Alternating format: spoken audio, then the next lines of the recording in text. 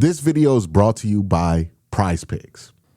We've talked a lot during this offseason about how good we think the Browns roster is. So that's what I want to do today. Today, I'm going to go through the defensive side of the roster, and I'm going to rank each player in a tier list to kind of parse out how many players of what caliber do we think we have on the roster. Now, some things to get out the way before we get started.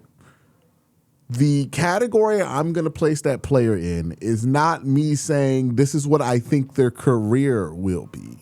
Just what I think by the end of the season, the category they're going to be in. So if somebody that you think has all pro potential is put in starter plus starter or something like that, don't freak out. It doesn't mean I don't think they're going to be not going to be an all pro player at some point. It's just this early in their career, this is where I have them ranked. Let's go through the tiers too before we get into this. So I have 1, 2, 3, 4, 5, 6, 7 tiers here. At the top, we have future Hall of Famer. This is somebody who is only 5 years away from being in the Hall of Fame. They have nothing else to achieve. They can literally retire and walk into Canton whenever they choose, given the 5-year deadline. Then you have All Pro. This is reserved for players who I think will play on a All-Pro caliber level. I don't know if that means that they necessarily make the All-Pro team, because sometimes it can be very difficult for certain positions. Linebacker is one of those positions where it's like difficult to make an All-Pro team because people voting for it tend to vote for names that they recognize instead of actually making informed votes about who should have that award. Pro Bowl is just like, hey, you're better than average starter.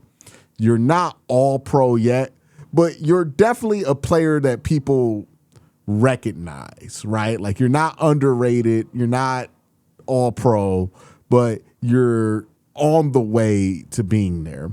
Then starter plus starter. This is somebody who is better than your average starter, a valuable piece of the team, maybe not a Pro Bowl level player, right? If the Pro Bowl was based on merit, probably still doesn't really make the Pro Bowl, but somebody who is valuable and worth a contract to your team. You have starter, somebody you're just fine with being out there. Small doses, people who need to stick to roles or just doing things in small doses. And then you have practice squad / cut, which is self-evident. These are players who would end up in the practice squad or cut. So that's the table that we're setting. Before we jump into it, I got to thank my sponsor, PrizePicks. PrizePicks is a fun way to earn cash while you watch your favorite teams. No complex betting rules. Just pick more or less on a few player stats and lock in your lineup. Here are my picks for this upcoming season, AFC North edition. Jimmy Bernard, I have less than 475. This has to do with volume available in Pittsburgh's offense. Quincy Juckins, I have over 975. Browns improved line. I think the run game is going to be better with it. Chase Brown, under 900 yards. Joe Burrow equals less rushing yards usually for the Bengals offense. Mark Andrews, more than 475 yards. Lamar's going to need a safety blanket. Check to see if PrizePicks is available in your state. You could follow me on the app at Quinn_C to see all my lineups. Download the PrizePicks app today. Play $5 and get $50 in lineup to download the app using the link in the description. So first up, we have to rank, and it's probably going to be the highest ranking here, Denzel Ward.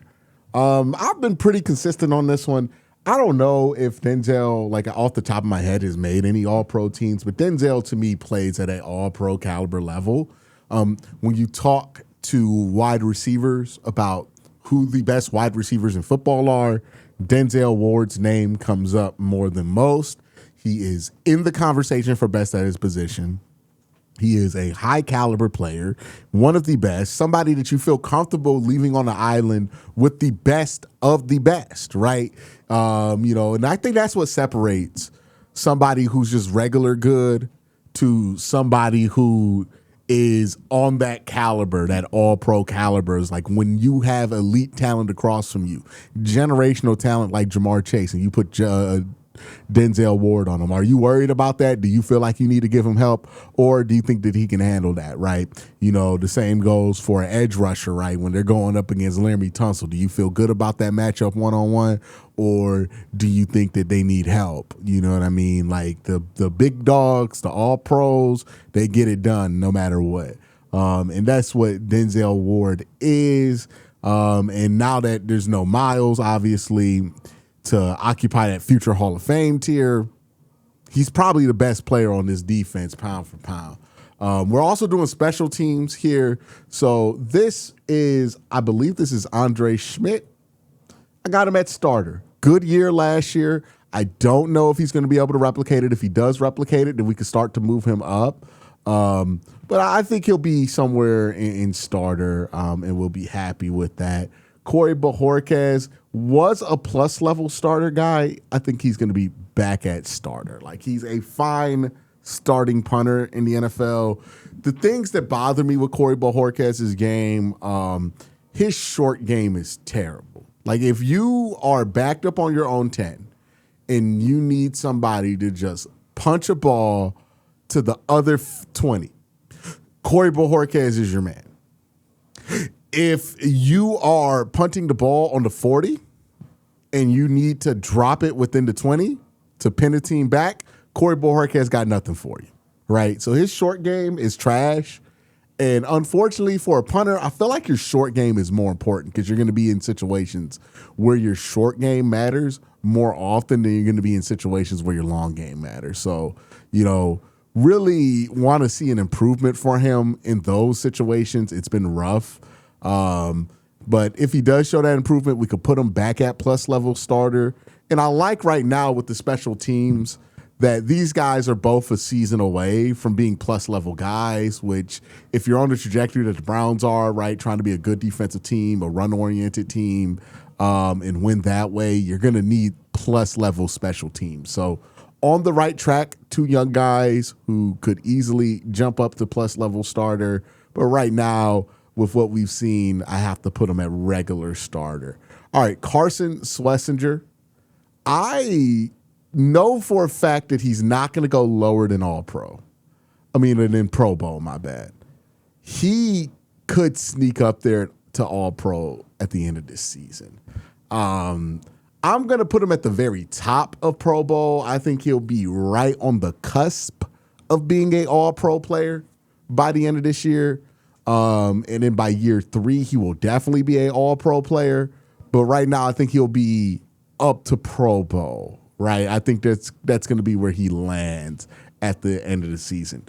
Highest caliber that you could be, really close to All-Pro, but still at Pro Bowl. Last year, he was just so good, man. Like, it's hard not to get carried away with him. I'm going to try not to, just because, I want to be fair to Carson Schlesinger, but he's I think he's so close to being an all-pro caliber player. I think you can make the argument you know what, I'm putting him in all-pro. I think he's going to be all-pro by the end of the year. Because you could have really legitimately made the argument that Carson Schlesinger was an all-pro caliber player last year. No joke, right? He didn't become an all-pro player because, again, the people who vote they vote like Bobby Wagner and Roquan Smith, all-pro at linebacker all the time. And those are the two guys in the NFL where it's you just know names. So you voted for Bobby Wagner and Roquan Smith like it's 2018 again, right? But Carson Schlesinger, man, his game is just so smooth. He's so athletic. He's not fazed by anything. He's going to get more responsibility this year, right, with this defense. Probably going to be in coverage a little bit more often. I'm excited to see how he handles that because he did it well at UCLA. And then when he gets out in space, he's just special.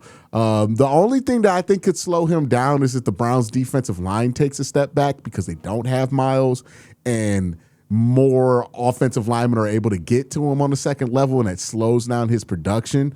Last year, because, again, everybody was just so freaked out about Miles, especially as he got close to that sack record, he really got a lot of free lanes that were a little unusual for linebackers to get.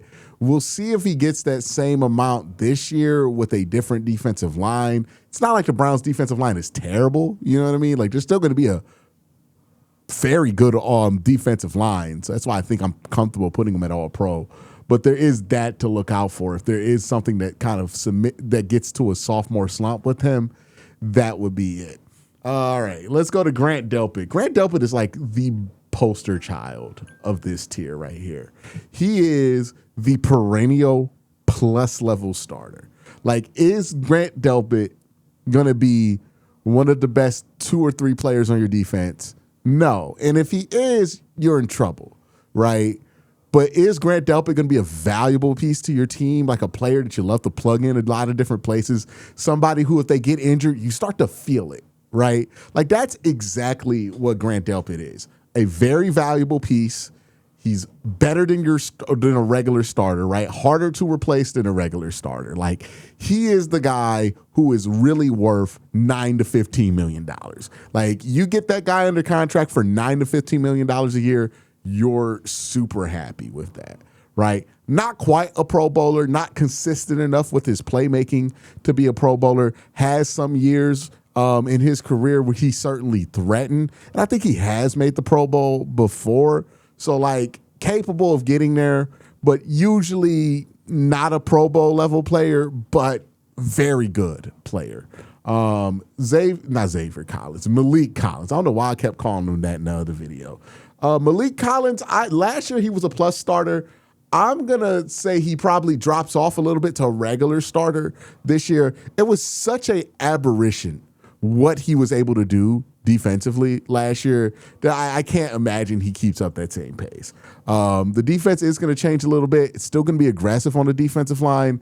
But again, the reality is some people's production is going to drop here because Miles isn't there. Some people are going to have their production go up because there's more opportunity. Other people are not going to have the same opportunities because Miles is no longer there to take up all the attention of the defensive line. You look at a lot of Malik Collins sacks from last year.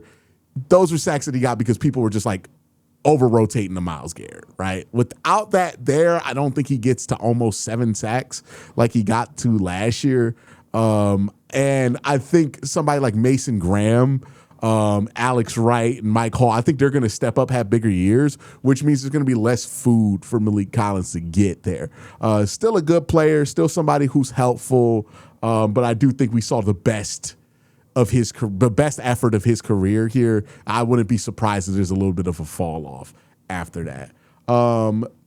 Let's go Mason Graham here. I think Mason Graham's going to be pretty comfortably in Pro Bowl by the end of the season. I thought he was really working his way up to that tier by the end of last season.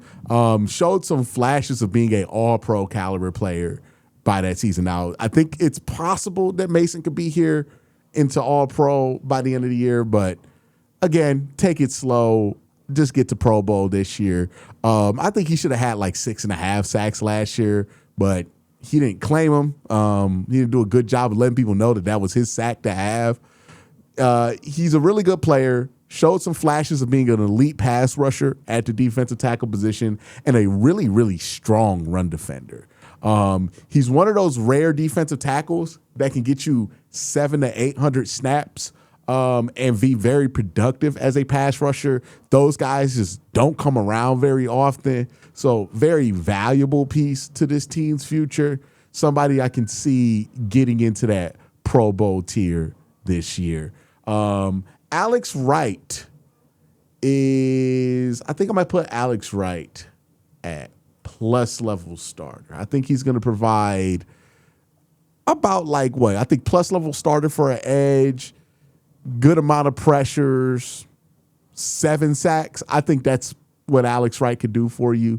5 to 7 sacks. I would put that in plus level there. I think he's been waiting for the opportunity. He hasn't really gotten the opportunity. So I think now that he's in the position to get an opportunity because of all the moves that the Browns made in the offseason, that he's going to be able to benefit from that. Mike Hall, again, another guy I'm going to put in plus level starter. Mike Hall is interesting, right? Because last year he was in small doses. I'm going to say he's going to jump up to starter this year.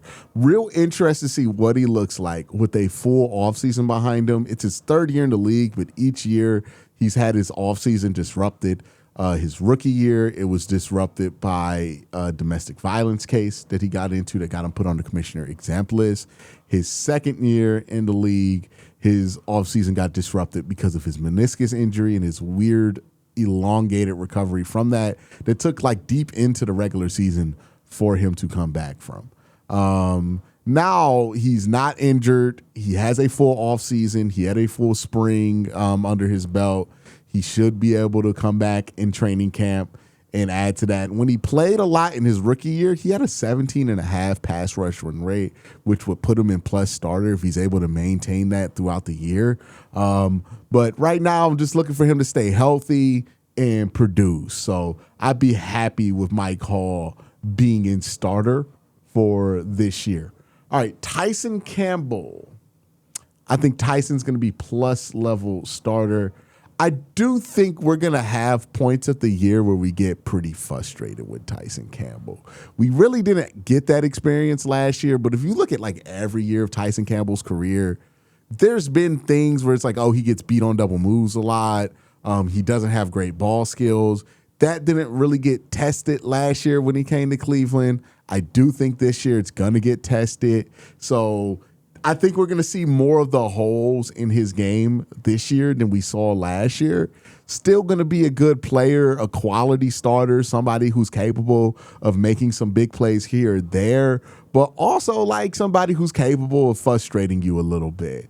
So, yeah, I will put him in plus starter. Ronnie Hickman, I think, is like the poster child for a starting quality player, right? He's a quality starter. You put him out there, he could play free safety. He's not going to be spectacular, but he's not going to be a disaster. He's a starting caliber player.